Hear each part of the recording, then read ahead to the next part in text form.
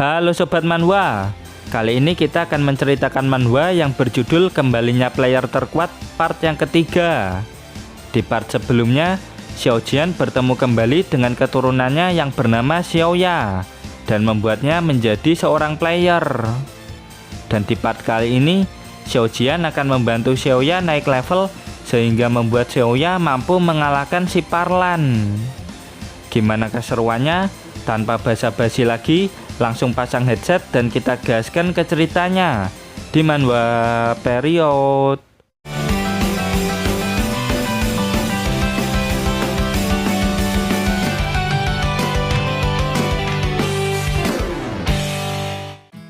Saat ini Xiaojian sedang membaca peta dungeon yang dimiliki sama Xiaoya.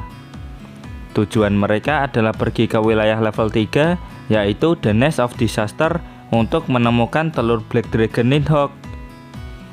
Dan untuk sekarang, Xiaojian harus melatih Xiaoya terlebih dahulu. Kebetulan juga ada monster serigala raksasa di depan mereka. Nafasnya benar-benar bau. Dan bukankah anjing penjaga di sini adalah Kerberos? Kenapa jadi Giant Zombie Wolf? Ujar Xiaojian. Ternyata dari tadi ada yang memperhatikan mereka berdua dari jauh. Dari balik batu, Ilham merasa jika bos level 15 Giant Zombie Wolf bukanlah tandingan dua player level rendah seperti Xiaoya dan Xiaojian. Meskipun tugas ini berbahaya, jika Ilham berhasil menghabisi Xiaoya dan Xiaojian, maka keluarga Cheng akan memberikannya promosi naik jabatan. Di sisi lain, pertarungan melawan Giant Zombie Wolf masih terus berlanjut. Xiaojian menyuruh Xiaoya untuk jangan menghindar terus. Serang dari samping untuk mengganggu skill serigala zombie raksasa ini. Xiaoya langsung mengeluarkan pistol Bloodlust-nya. Tembakan beruntun pun dilesatkan. Gerakannya lumayan bagus, tapi dia masih butuh banyak pengalaman, batin Xiaojian. Hal ini membuat Xiaojian nostalgia saat dirinya melatih anggota baru guild dan membuat evaluasi untuk mereka. Bertarung melawan monster yang levelnya lebih tinggi adalah latihan terbaik untuk mengeluarkan potensi player. Jadi sebelum bertemu dengan Nidhogg, Xiaojian akan melatih keturunannya terlebih dahulu. Langkah pertama menjadi seorang player adalah merasakan darah dan rasa sakit secara nyata. Xiaojian tidak akan bersikap lembek meskipun terhadap keturunannya sendiri. Di sisi Xiaoya, dirinya sudah mulai kesulitan menghadapi serigala zombie raksasa ini. Soalnya perbedaan level mereka sangat jauh. Xiaojian refleks tidak tinggal diam melihat hal itu. Karena Xiaoya terlihat seperti sudah berada di depan gerbang kematian, maka dengan cepat Xiaojian langsung menghajar serigala raksasa zombie ini hingga mokat. Aduh, maaf, kebablasan. Harusnya kamu yang bantai serigala ini, ucap Xiaojian dengan polos. Xiaoya yang melihat Xiaojian cuman bisa nganga.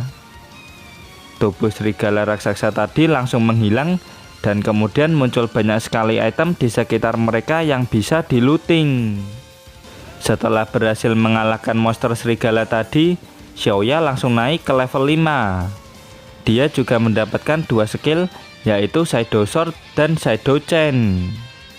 Hebat sekali, aku langsung naik ke level 5. Selain itu, semua luka-lukaku sembuh sendiri, ucap Xiaoya. Yah, seharusnya kau bisa naik ke level 10, jika tidak ku sampah. Sorry ye, batin Xiaojian.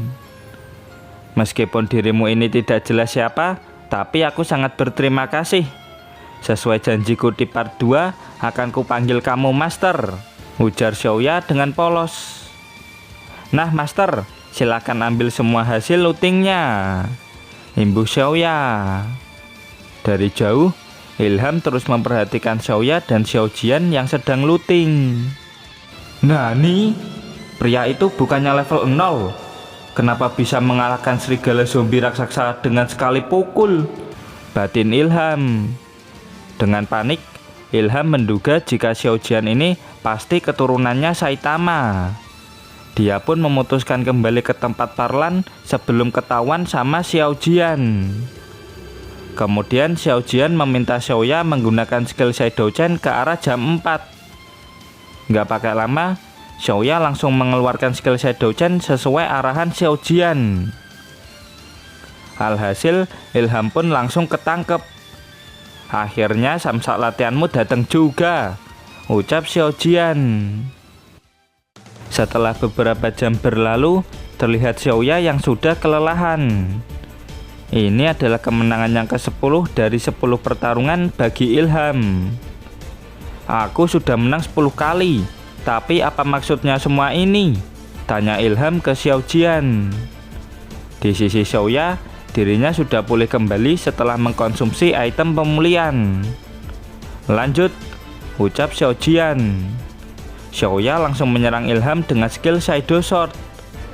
Namun Ilham yang levelnya lebih tinggi bisa menangkisnya. Ilham akhirnya sadar dia hanyalah seekor tikus yang digunakan sama induk singa untuk melatih anaknya. Kesal diperlakukan seperti ini, Ilham pun melesatkan kunai berniat menghabisi Xiaoya. Xiaoya yang melihat kunai berbahaya melesat ke arahnya mulai panik. Dan ting! Xiao Jian menangkisnya hanya dengan sebuah koin. Xiao Jian menerangkan jika ini bukanlah pertarungan sampai mukat. Dia hanya menggunakan Ilham untuk membantu Xiaoya berlatih. Lanjut, tegas Xiao Jian. Ampuni aku, tolong ampuni aku, sudah cukup, teriak Ilham. Xiaoya tanpa ampun melanjutkan pertarungan sambil mengacungkan pistol Bloodlust-nya. Dan dawor, Xiaoya mengenai lengan sebelah kirinya Ilham. Mereka berdua ini monster tanpa ada rasa belas kasih. Lebih baik aku mokat saja, ujar Ilham. Dan dawor, tanpa rasa ampun, Xiaoya menghabisi nyawa Ilham yang merupakan bawahan Chengchi alias Parlan, musuh dari keluarganya. Jika aku mokat, bos Parlan pasti akan tahu. Hahaha, ujar Ilham sebelum benar-benar mokat. Dan tak lama setelah itu muncul notifikasi jika Ilham alias Qianfei sudah mokat. Padahal dia adalah pengintai yang handal. Gak kusangka bakal mokat, ujar Chengchi alias Parlan. Lapor bos Parlan, maksud saya bos Chengchi. Menurut analisa, di sana ada jejak serigala zombie raksasa. Saya rasa mereka berdua sudah mengalahkannya. Berikan instruksimu bos, ujar Wahono. Chengchi alias Parlan mengatakan jika waktu istirahat sudah selesai. Sekarang waktunya mengejar mereka berdua dengan kecepatan penuh. Mereka menaklukkan area lebih cepat dari yang diperkirakan. Apakah Simbah akan mengambil tindakan lain? Batin Chengchi. Setelah menyelesaikan level 2, akhirnya Xiao Jian dan Xiaoya sampai juga di level 3, yaitu The Nest of Disaster. Dan yang menunggu mereka di sana adalah 3 bawahan terkuatnya Chengchi alias Parlan. Tidak ada satupun kriminal yang selamat setelah menghadapi kami bertiga. Jadi menyerah saja, ujar Wardoyo. Lalu Xiaoya menerangkan jika Wahono, Wardoyo, dan Wahimin merupakan player bawahan terkuatnya Chengchi alias Parlan. Mereka bertiga dilengkapi dengan unique weapon dan skill-skill yang merepotkan sehingga akan sulit menghadapi mereka bertiga secara langsung. Oh gitu, ujar Xiao Jian dengan santai. Meskipun begitu, mereka bertiga sama sekali bukan tandingan Xiao Jian. Wahono langsung mokat. Wardoyo sudah jungkir balik. Bahkan monster yang cuma numpang lewat juga ikutan mokat setelah memakan Wahimin. Ingat ini baik-baik. Di dalam dungeon sangat penting untuk selalu memanfaatkan kondisi geografisnya. Paham? Ujar Xiao Jian sambil berjalan pergi masuk lebih jauh lagi. Gara-gara pertempuran sebelumnya, Xiaoya berhasil naik ke level 9. Dia semakin percaya diri untuk mengalahkan monster-monster yang lemah. Dan tak lama setelah itu, tiba-tiba terjadi gempa kecil di dekat sana. Ternyata telur-telur monster yang ada di sekitar sana mulai menetas semua. Monster-monster ini langsung menyerang ke arah Xiaoya dan Xiaojian. Level 3 biasanya jauh lebih sulit dari level 1 atau level 2. Tapi berkat serigala raksasa dan ilham, Xiaoya bisa berkembang sampai sejauh ini. Di levelnya yang sekarang, Xiaoya bisa dengan mudah membantai para monster kecil tersebut. Tiba-tiba, Xiaoya menyadari jika ada hal yang aneh. Di tempatnya sekarang, seperti ada medan area yang sangat mencurigakan. Dan dari atas, ada beberapa serangan seperti pedang berwarna biru. Setelah pedang itu menancap, medan area yang mengurung Xiaoya pun langsung aktif. Sayangnya, Xiaojian tidak berada di dalam sana. Jadi apapun masalahnya, Xiaoya harus bisa menghadapi ini sendirian. Kemudian dari balik batu muncul sosok siluet yang kita kenal. Jadi ini ulahmu, Parlan, ujar Xiaoya. Selamat datang, Si Guan Xiaoya. Selamat datang di area Unrestricted Octagonal Cake milikku, ujar Parlan dengan sombong. Temporary Unrestricted Octagonal Cake merupakan properti rank A. Efeknya mampu menciptakan area ketika jumlah bentuk kehidupan di dalamnya lebih dari 1. Ada efek khusus yang membuatnya tidak bisa hancur akibat item yang ranknya berada di bawahnya. Mengorbankan rekan untuk kepentingan pribadi, itulah gayamu, Parlan, ujar Xiaoya. Jangan memanggilku Parlan. Selain itu, lihatlah di sekitarmu, balas Parlan. Ternyata di sekitar Xiaoya ada banyak telur monster seperti sebelumnya. Meskipun dirimu sudah level 9, apa menurutmu bisa melawanku dan para monster-monster ini sekaligus? Tantang Parlan. Xiaoya sebenarnya punya pilihan lain, yaitu bertahan dan menunggu Xiaojian menyelamatkan dirinya. Dan serangan Xiaojian tidak bisa menghancurkannya. Parlan menerangkan jika area ini tidak bisa dihancurkan dengan equipment atau item yang berada di bawah rank A. Xiaojian pun berbalik. Karena merasa apa yang dilakukannya sudah cukup, Xiaojian pun melanjutkan tujuannya tanpa Xiaoya. Xiaoya yang melihat kepergian masternya tidak bisa berkata-kata. Bagus, pergilah dan tunggu giliranmu nanti, ucap Parlan. Xiaojian pun pergi dengan penuh senyuman. Satu-satunya penyelamatmu sudah pergi. Apa yang akan kau lakukan, Si Guan Xiaoya? Ujar Parlan yang sangat yakin bakal menang. Singkat cerita, Xiaojian sudah sampai di sebuah gua. Xiaojian bertanya ke Xiaoyan, apakah yang akan terjadi pada Xiaoya jika player meninggalkan medan perang sekarang. Menurut perhitungan, ketika player meninggalkan medan perang sekarang, maka tingkat survival Si Guan Xiaoya akan sangat rendah. Belum menyelesaikan omongannya, Xiaoyan menabrak Xiaojian yang tiba-tiba berhenti. Ada yang menghalangi jalan masuk ke dalam gua. Ternyata itu bukanlah akar, melainkan ular-ular. Dengan kemampuan titel The Only One Dragon Slayer, Xiaojian mengintimidasi ular-ular tersebut. Setelah itu, ular-ular ini membuka jalan dan membiarkan Xiaojian masuk ke dalam gua lebih dalam lagi. Singkat cerita, Xiaojian sudah sampai di pusat Nest of Disaster. Xiaoyan langsung memberikan ucapan selamat karena berhasil menemukan sarang Nidhogg. Telur Nidhogg akan menetas 7 menit lagi. Cepat hancurkan dan selamatkan dunia, ucap Xiaoyan. Bukannya mengeluarkan senjata, Xiaojian malah mengeluarkan sebuah cola. Dia langsung meminum Coca-Cola tersebut. Jangan menyuruhku buat buru-buru, ucap Xiaojian sambil menghela nafas. Xiaojian tahu jika dia menghabisi Nidhogg sekarang, dirinya juga akan ikut mokat. Jadi Xiaojian masih berpikir keras bagaimana caranya untuk mengakali hal tersebut. Dulu waktu Xiao Jian mau membahas tentang hal itu, Xiaoyan tidak memberikan jawaban dan selalu mengalihkan topik pembicaraan. Padahal itu adalah hal yang penting bagi Xiao Jian.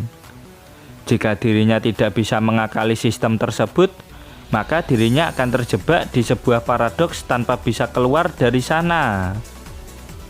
Lalu Xiaoyan minta maaf. Dirinya tidak bermaksud menyuruh Xiao Jian mokat dan terus mengalami paradoks tanpa henti.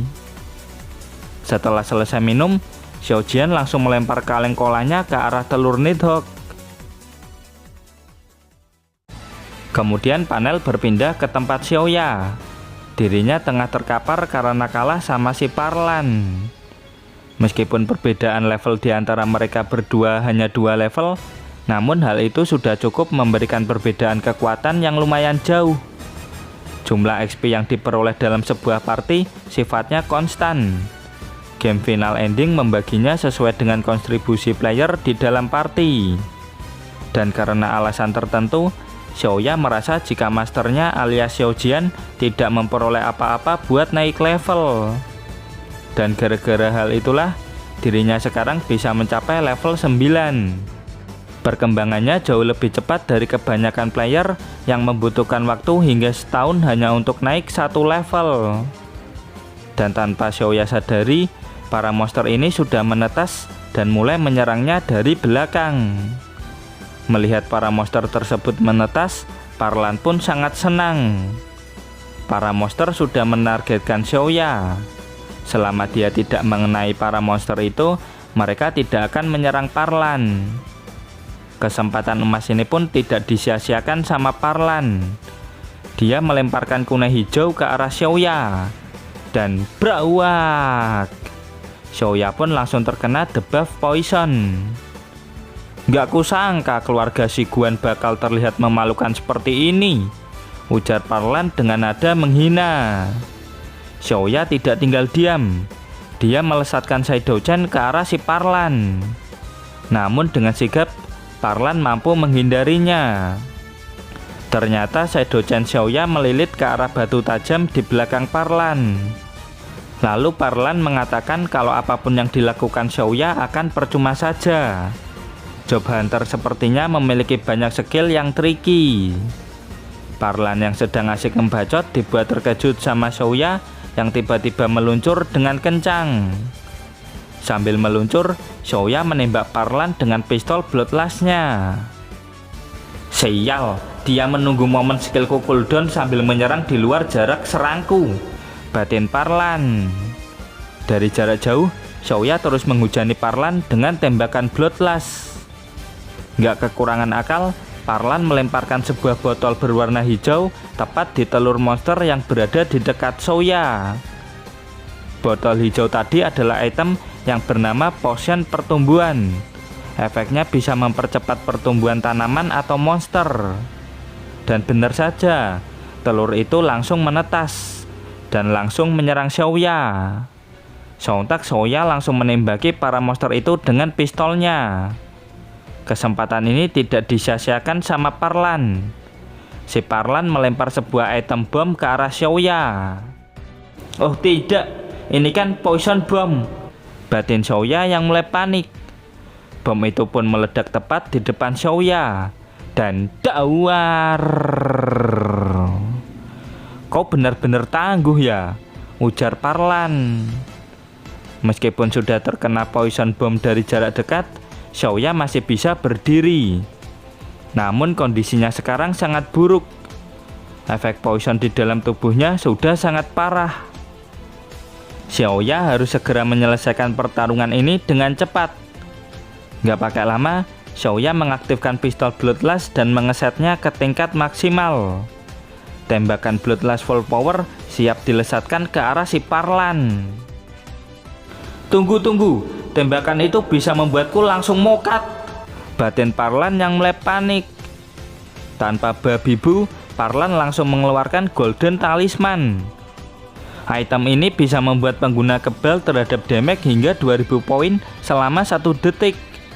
Namun pengguna tidak akan bisa bergerak ketika menggunakannya. Dan BAM!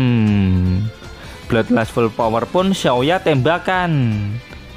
Parlan tahu jika tembakan ini sangat kuat. Dia bertahan sekuat tenaga karena damage dari tembakan ini bisa saja lebih dari 2000 poin. Makwung. Tembakan Xiaoya ternyata melewati Parlan dan dawar. Tembakan Xiaoya justru meluluh lantahkan para monster yang ada jauh di belakang Parlan. Apa? Aku masih hidup? Nggak kenakah? Batin Parlan sambil gemetaran. Tahu tembakan Xiaoya meleset, Parlan langsung ngakak brutal. Di sisi Xiaoya, dia mulai ambruk. Tubuhnya sudah sangat kelelahan dan kesakitan gara-gara efek poison yang diberikan sama si Parlan. Xiaoya, dirimu itu bukan pewaris keluarga si Guan. Kau tidak pandai bertarung. Kau itu terlahir cuma untuk menikah supaya garis keturunan si Guan tidak putus, ujar Parlan sambil berjalan mendekat ke arah Xiaoya. Keluarga si Guan menolak kawin kontrak antara kakaknya Xiaoya dan Parlan alias Cheng Chi dengan alasan kalau kakaknya Xiaoya memiliki tubuh anak kecil. Sebagai gantinya, keluarga Cheng meminta Xiaoya untuk menggantikannya karena sudah cukup umur. Tapi Xiaoya tetap menolaknya. Gadis laknat sepertimu harusnya bersyukur menjadi istri dan ibu buat anak-anakku. Sekarang enyahlah dari dunia ini. Dasar lacur gak diuntung, bentak Parlan. Dan ting, Xiaoya yang sudah pulih mulai menyerang Parlan kembali. Parlan pun langsung terjatuh dan mulai panik. Xiaoya menegaskan kalau di masa depan nanti dirinya akan tetap menikah dan punya anak. Kau sama sekali tidak pantas buat menjadi ayah bagi anak-anak kami, tegas Xiaoya. Setelah itu panel flashback ke 10 tahun yang lalu. Ada rombongan karavan yang membawa banyak harta karun. Dan yang membawa semua itu ke kastil adalah nona muda. Dan tak lama setelah itu, nona muda keluarga si Guan pun datang naik wyvern. Gadis ini langsung lompat dan mendarat dengan sangat keren. Nona muda keluarga si Guan sudah menjadi player yang kuat hanya dalam waktu setengah tahun. Bahkan dirinya bisa menyelesaikan dungeon level A sendirian. Kerja bagus, ucap kepala keluarga si Guan. Salam hormat ayah, ucap nona muda. Dari kejauhan, Xiaoya kecil melihat kakak perempuannya yang sudah kembali dari dungeon. Mamah, kakak sangat kuat. Suatu saat nanti, aku juga akan menjadi player yang kuat kayak kakak, ucap Xiaoya. Itu mustahil, ucap Mommy. Kenapa? Tanya Xiaoya. Mommy menerangkan jika kakaknya Xiaoya sudah menjadi player di usia 11 tahun. Oleh karena itu, tubuh kakaknya tidak akan bisa tumbuh lagi. Xiaoya yang mendengar penjelasan dari mamahnya cuma bisa melongo. Singkat cerita, kakaknya Xiaoya sudah keluar dari ruangan ayahnya. Tiba-tiba, Xiaoya datang menghampiri kakaknya itu. Xiaoya marah karena kakaknya tidak pernah menceritakan jika dirinya sudah tidak bisa tumbuh lagi. Xiaoya pun memeluk kakaknya dengan sangat erat. Dia tahu pasti kakaknya juga ingin tumbuh seperti orang-orang normal lainnya. Kakak Xiaoya memeluk adiknya dan menyuruhnya untuk tidak mengkhawatirkan hal tersebut. Xiaoya pun bertekad akan tumbuh dan punya anak suatu saat nanti. Dan jika nanti Xiaoya sudah punya anak, maka itu juga akan menjadi anak kakaknya. Sang kakak pun senang dengan ketulusan hati dari adiknya itu.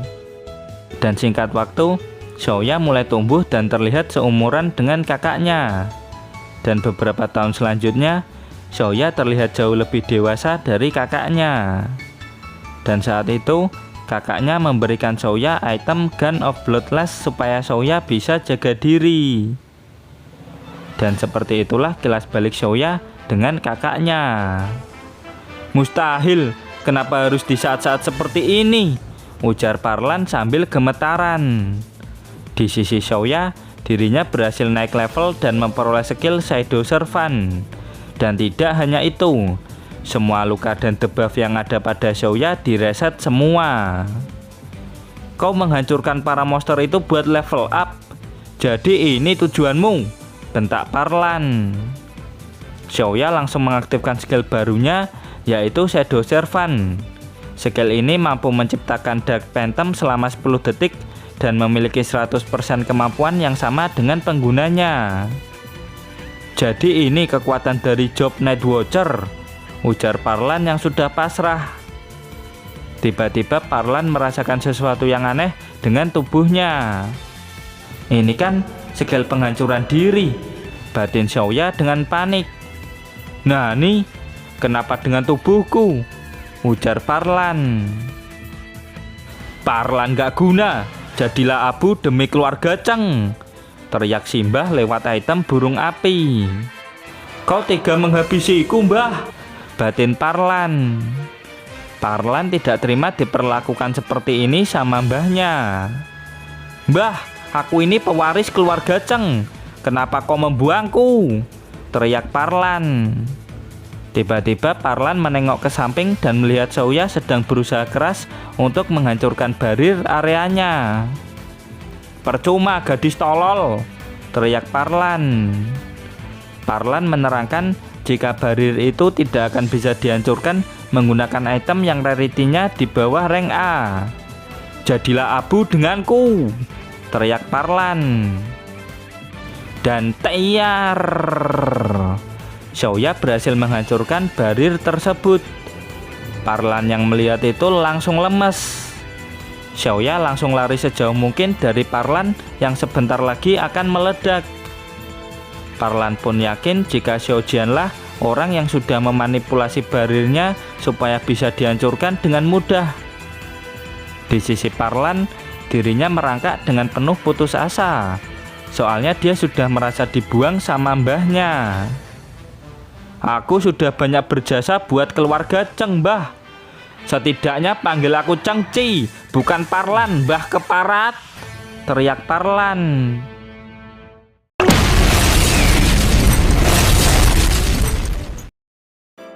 Kemudian panel berpindah ke tempat Xiaojian berada. Xiaoya berhasil menyusul Xiaojian. Akhirnya datang juga, ucap Xiaojian. Xiaoya mengucapkan terima kasih sama Xiaojian.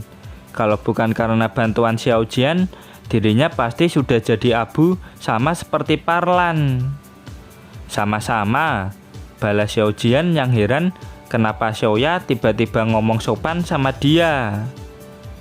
Xiaoya bilang kalau dirinya sudah menyadari siapa identitas asli dari Xiaojian. Oh, sebutkan, ucap Xiaojian. Xiaoya menerangkan jika Master adalah seorang swordsmanship yang kemampuannya tidak sesuai dengan levelnya. Bisa dipastikan jika Masternya adalah salah satu dari pengikutnya si Guan Xiaojian. Nah nih, pengikut, ujar Xiaojian. Xiaoya kembali menerangkan bahwa setelah kematian si Guan Xiaojian, beberapa pengikutnya membentuk kelompok 13 pendekar pedang legendaris. Masing-masing dari mereka mewarisi kekuatan dari si Guan Xiaojian. Meskipun memiliki kemampuan yang sangat hebat, mereka bergerak di balik bayangan dan memburu bayangan. Mereka hanya muncul pada saat-saat kritis dan menggunakan keinginan si Guan Xiaojian untuk memandu takdir umat manusia. Level Anda rendah, tapi kemampuan Anda sangat luar biasa. Aku yakin jika Anda adalah pengikut setia si Guan Xiaojian yang bangkit kembali setelah mengalami tidur panjang selama ratusan tahun, ucap Xiaoya. Kenapa jadi salah paham gini, Jir? Dan apa pula 13 pendekar pedang legendaris itu, ujar Xiaojian. Daripada repot-repot menjelaskan, Xiaojian pun akan mengikuti itu. Dia akan berperan sebagai salah satu dari 13 pendekar pedang legendaris pengikut si Guan Xiaojian. Terus, apa yang akan kau lakukan setelah mengetahui identitasku? Tanya Xiaojian. Xiaoya langsung berlutut. Dirinya menawarkan kekuatan keluarga si Guan yang masih tersisa untuk memulihkan kekuatan Xiao Jian.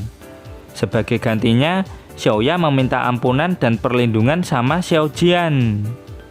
Menarik, tapi keluarga Shiguan sudah hancur.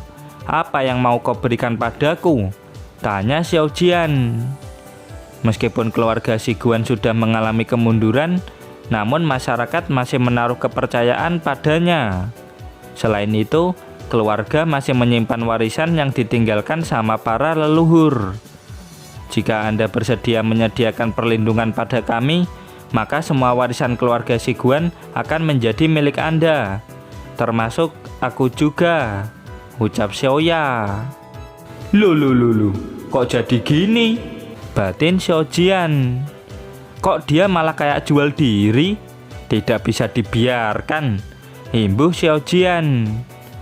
Xiao Jian pun langsung mengatakan jika dirinya tidak tertarik dengan gadis yang usianya ratusan tahun lebih muda darinya. Xiaoya pun langsung minta maaf. Dirinya tidak bermaksud menyinggung Xiao Jian. Sebagai gantinya, Xiao Jian akan memberikan sebuah pertanyaan pilihan pada Xiaoya. Hal ini juga bisa dianggap sebagai tes. Asumsikan jika ada orang yang berasal dari keluarga Shiguan yang sedang menghadapi krisis dan hanya ada dua pilihan di depannya. Pilihan yang pertama, mencoba menjadi pahlawan dan hidup selamanya tanpa apapun. Atau pilihan kedua, menjadi villain dan hidup selamanya dengan banyak harta dan kekayaan. Mana yang akan kau pilih? Tanya Xiao Jian. Sebelum menjawab pertanyaan tersebut, Xiaoya teringat kembali dengan masa lalunya. Saat terjadi invasi monster, Xiaoya mengajak kakaknya buat lari. Namun sebagai player, kakaknya tidak bisa meninggalkan medan perang begitu saja. Masa depan keluarga Shiguan dan umat manusia berada di pundaknya. Xiaoya meminta kakaknya untuk jangan pergi. Namun dengan gagah berani, sang kakak melawan monster golem raksasa dengan sabit merahnya. Dan setelah pertempuran tersebut, kakaknya Xiaoya harus terbaring tidak berdaya di kasur. Hal ini membuat keluarga Cheng memiliki peluang menjadi penguasa di kerajaan. Xiaoya tidak mau membuat pilihan salah yang akan membuatnya menyesal di kemudian hari. Jujur Li, dia hanya ingin kakaknya kembali sehat dan sejahtera seperti dulu lagi. Dan untuk mencapai hal itu, Xiaoya membutuhkan kekayaan. Tapi di dunia ini, mereka yang rakus, takut mati, dan liciklah yang bisa mendapatkan kekuasaan, kekayaan, dan kehormatan. Dan kata siapa pahlawan tidak bisa mendapatkan itu semua? Aku ingin keluarga Shiguan menjadi kaya dan kuat, dan bisa dibanggakan bagi generasi berikutnya, tegas Xiaoya. Xiao Jian pun langsung agak brutal. Dan itulah jawaban yang diinginkan sama Xiao Jian. Dia berjanji atas nama Shiguan Xiao Jian bahwa dirinya akan membawa kejayaan kembali bagi keluarga Shiguan. Dan sayang sekali, chapter pun berakhir sampai di sini. Tapi nggak apa-apa, kita akan lanjut lagi pas chapter 20-nya sudah rilis. Dan terima kasih buat kalian yang selalu hadir dan komen di setiap video admin. Terus dukung channel ini dengan cara like, comment, subscribe. Dan jangan lupa kultivasikan loncengnya juga. Sampai jumpa lagi di video berikutnya. Bye-bye.